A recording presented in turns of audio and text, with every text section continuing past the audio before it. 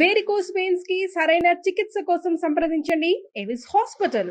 నమస్తే, మీరు చూస్తుంది సుమన్ టీవీ. నేను మీ కీర్తి. నాతో పాటు ప్రముఖ ఆస్ట్రాలజర్ బ్రహ్మశ్రీ నందిబట్ల శ్రీహరి శర్మ గురువు గారు ఉన్నారు. నమస్తే గురుగారు. వాగర్థావివ సంపృక్తౌ వాగర్థ ప్రతిపత్తయే జగతః పితరౌ వందే పార్వతీ పరమేశ్వరౌ. ఆదిత్యాయ చ సోమాయ మంగళాయ బుధాయ చ గురు శుక్ర శనిభ్యశ్చ రాహవే కేతవే నమః.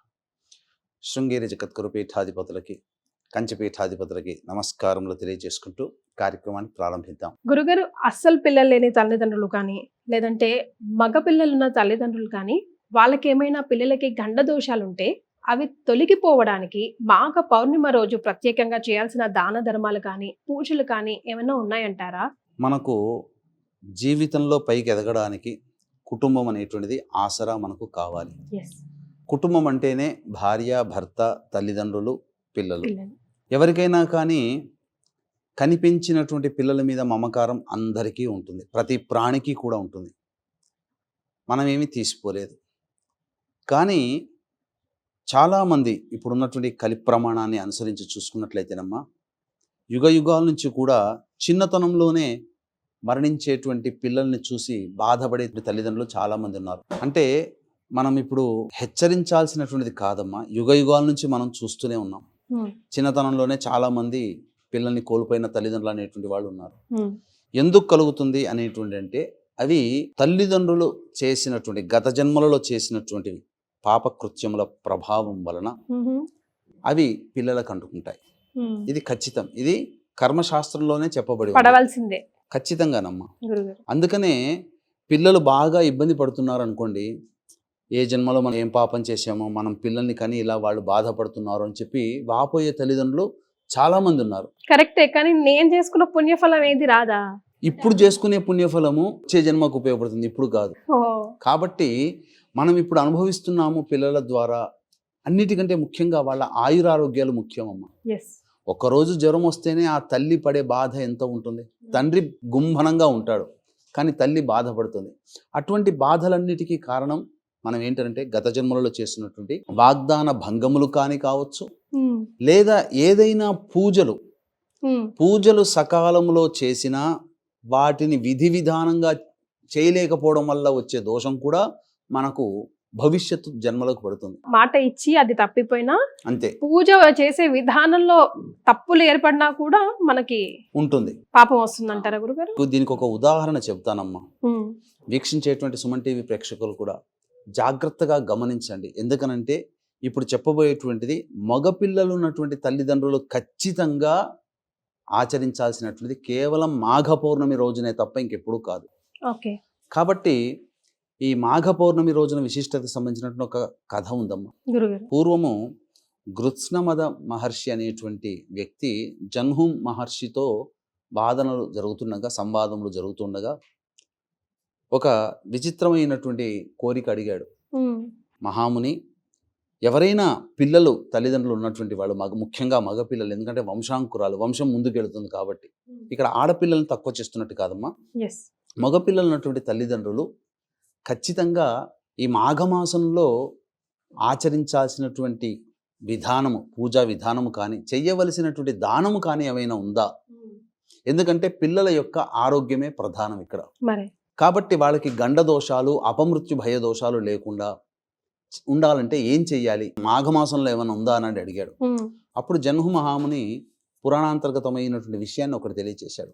నేను మీకు ఒక చిన్న కథ తెలియచేస్తానని చెప్పడం ప్రారంభించాడు. పూర్వము ఈ కాశీనగరం మందు, గంగా తీరం మందు ఒక బ్రాహ్మణుడు, చక్కగా దంపతులు ఇద్దరు కూడా చక్కగా జీవిస్తుండేవాడు. వాళ్ళకి ఎంత కాలానికి కూడాను సంతానం కలగలేదు.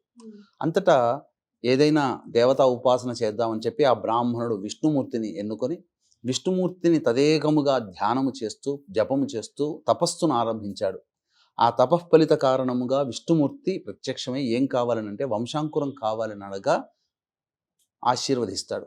ఇంటికి వెళ్ళిన తర్వాత భార్యతో సంతోషంగా చెప్పడము, ఆ విధంగా కొంతకాలానికి భార్య గర్భవతి అవ్వడము, గర్భవతి అయిపోయి ప్రసవం ఇచ్చిన తర్వాత అప్పుడు ఈ సంబంధించినటువంటి ప్రసవం అయిన తర్వాత సంతోషంగా ఉన్నారు.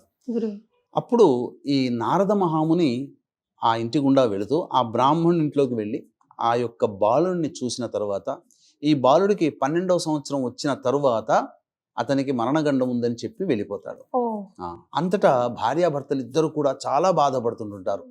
ఇక ఏడుస్తుంటారు, ఏ పాపం చేశాము అని చెప్పేసి. అంతటా మళ్ళీ నువ్వు విష్ణుమూర్తి నాకు సంతానాన్ని ప్రసాదించిన తర్వాత తప్పేది కాదు, కాబట్టి ఆ విష్ణుమూర్తిని నేను అడుగుతానని చెప్పి మళ్ళీ తపస్సు చేస్తాడు. తపస్సు చేసిన ఫలితంగా మళ్ళీ ప్రత్యక్షమై, ఎందుకయ్యా మళ్ళీ నా గురించి తపస్సు చేశావనంటే, ఈ విధంగా నారద మహాముని వారు నీ మనవడే కదా చెప్పాడు, ఇలా ఈ విధంగా ఉద్బోధించాడు అని చెప్పగానే, అవునయ్యా, పూర్వజన్మలో ఇప్పుడు మీరిద్దరు ఎలాగో భార్యాభర్తలో, పూర్వజన్మలో జ్ఞానశర్మ అనేటువంటి వేద పండితుడివి నీవు, ఇప్పుడు ఈమె కూడా నీ భార్యగానే ఉన్నది, పూర్వజన్మలో కూడా ఇద్దరు భార్యాభర్తలే, మళ్ళీ ఈ జన్మలో కూడా భార్యాభర్తలుగా జన్మించారు. కానీ మాఘమాసమునందు ఒక చక్కగా నా వ్రతాన్ని ఆచరించిన తర్వాత నీవు వెళుతూ బయటికి వెళుతూ ఆ యొక్క వ్రతాన్ని పూర్తి అయిపోయిన తర్వాత పాయసము దానము చేయమని చెప్పి ఆజ్ఞ వేసి వెళ్ళిపోయావు. ఆ పనిలో హడావిడిలో చుట్టుపక్కల వాళ్ళందరూ వచ్చిన సందడిలో మీ భార్య ఆ విషయం మర్చిపోయింది, నీ మాట అతిక్రమించింది, అనగా నీ మాటని జవదాటింది, నెరవేర్చలేదు. అదొకటి. నా వ్రతము చేసిన తర్వాత ఖచ్చితంగా చేయాల్సినటువంటి దానముని, మాఘ పౌర్ణమి నాడే చేయాల్సినటువంటి దానాన్ని చేయలేకపోవడం వలన, మరియు ఆ మాఘమాసం వ్రతం కొంత ఆచరించినటువంటి కారణం చేత మళ్ళీ మీరు ఈ జన్మలో ఉండి ఆ యొక్క రుణాన్ని మళ్ళీ తీర్చుకోవడానికి పుట్టారు, కాబట్టి మీకు సంతానం అనేటువంటిది కలిగింది, ఈ విధంగా దానం చేయలేకపోవడం వల్ల అల్పాయుష్యు కలుగుతుంది అని చెప్పాడు. చెప్పిన తర్వాత అప్పుడు పూర్తి చేస్తాను, ఈ జన్మలోనైనా పూర్తి చేసుకోవయ్యా అని చెప్పడం. ఆ విధంగా నామకరణము, ఇవన్నీ డోలారోహణము, ఇవన్నీ కూడా ఊయ్యలు వేస్తారు కదా, తొట్టిలో అంటారు కదా, వేసిన తర్వాత ఆ రోజున చక్కగా ఈ మాఘ పౌర్ణమి కోసం వెయిట్ చేశారు వాళ్ళంతా, ఎదురు చూసి. మాఘ పౌర్ణమి రాగానే ఈ మాఘ పౌర్ణమి రాజున వ్రతాన్ని ఆచరించి విష్ణువుని పూజించి పాయసాన్ని దానం చేశారు. బ్రాహ్మణుడికి పాయసము దానం చేశారు. అలాగే నైవేద్యంగా పెట్టి చుట్టుపక్కల అందరికీ కూడా పంచారు.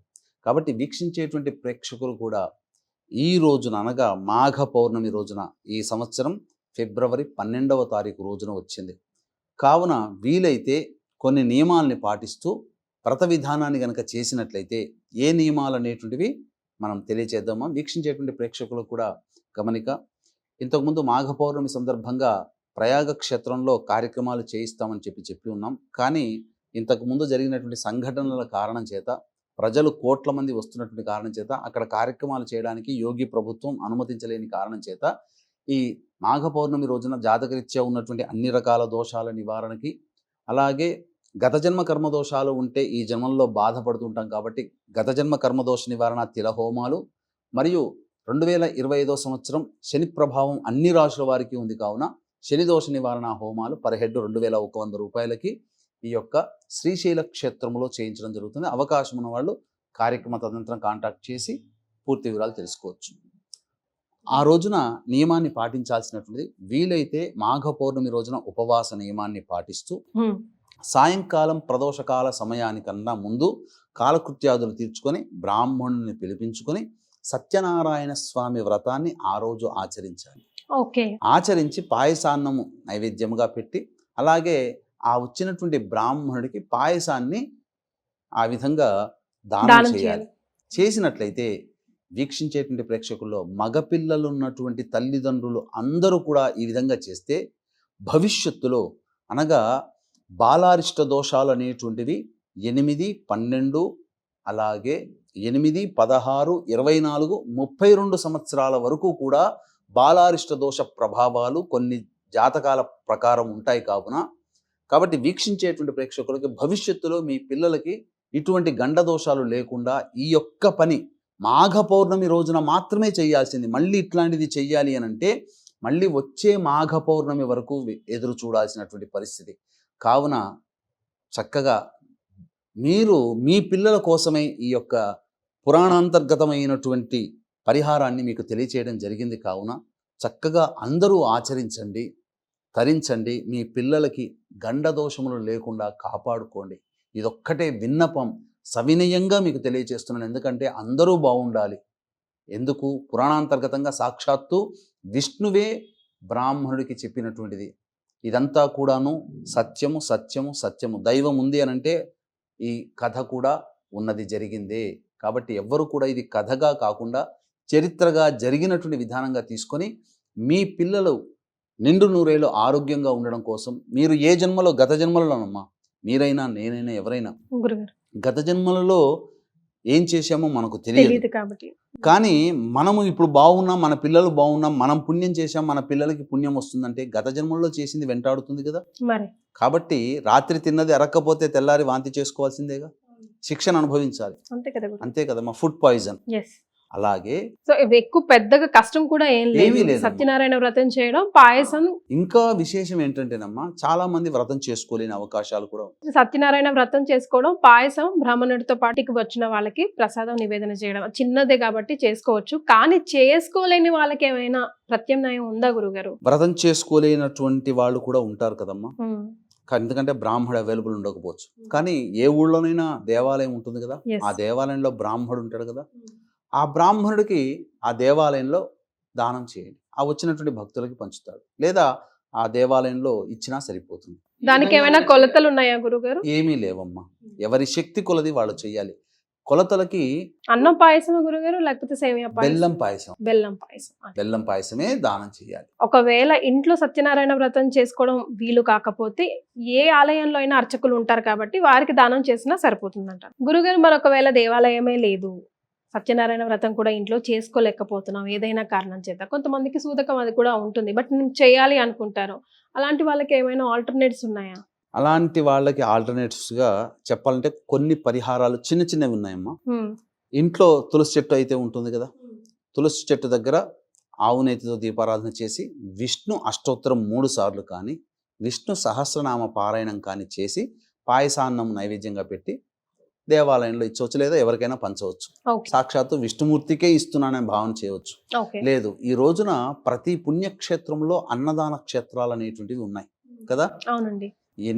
మీకు ఎంత శక్తి ఉంటే ఆ అన్నదాన క్షేత్రంలో పాయసాన్న దాన నిమిత్తం కొంత అమౌంట్ కట్టేయండి. సూతకం ఉన్న వాళ్ళు ఎలాగో చేయలేరు కాబట్టి అవును. వారి పేరు మీద, అక్కడ సూతకం అంటే సంబంధించినటువంటి మైలు అని అంటారు, అవి అయితే చెయ్యకూడదమ్మా వాస్తవానికి. ఇంకేదన్నా అంటే కారణాలు 10-11 రోజులు దాటితే చేయొచ్చు కదా. చేయొచ్చు. కొంతమంది సంవత్సరం వరకు పూజలు చేయరు. 11 రోజులు మైలు ఉన్నంత వరకు అయితే పనికిరాదు. అది దాటితే పురిటి సూతకమైనా మరణ సూతకమైనా. ఉమ్. కానీ ఏ విధంగానైనా కానీ పూజ చేసుకోలేని అవకాశం లేకపోయినా, దేవాలయం లేకపోయినా, బ్రాహ్మడు రాకపోయినా, పుణ్యక్షేత్రాల్లో అన్నదాన క్షేత్రాలు చాలా ఉన్నాయి. ఆ రోజు వచ్చినటువంటి భక్తులకి మా పిల్లల పేరు మీదనో, మా పేరు మీదనో ఈ సంబంధించినటువంటి పాయసాన్నము మేము పంచుతున్నాము, దానికి సంబంధించినటువంటి రుసుము ఎంత అవుతుందో చెప్పండి అని చెప్తే వాళ్ళే చేస్తారు ఆ రోజున. ఓకే. ఆ విధంగా చేసినా చాలా చాలా విశేషం. అందులో ఆలయంలో పుణ్యక్షేత్రాల్లో చేస్తే అవునమ్మా. మరింత ఫలితం కదా గురుగారు. ఎస్. సో ఈ చిన్న రెమెడీ చేసుకుంటే ముఖ్యంగా మగపిల్లలు ఉన్న తల్లులు కానీ, అసలు పిల్లలు లేకుండా ఉన్న తల్లిదండ్రులు కానీ ఈ మాఘ పౌర్ణిమ రోజు ఇలా సద్వినియోగం చేసుకుంటే చాలా మంచిది అంటున్నారు గురుగారు. సంతోషం అండి, ధన్యవాదాలు. సర్వం శ్రీ ఉమామహేశ్వర పరబ్రహ్మార్పణమస్తు.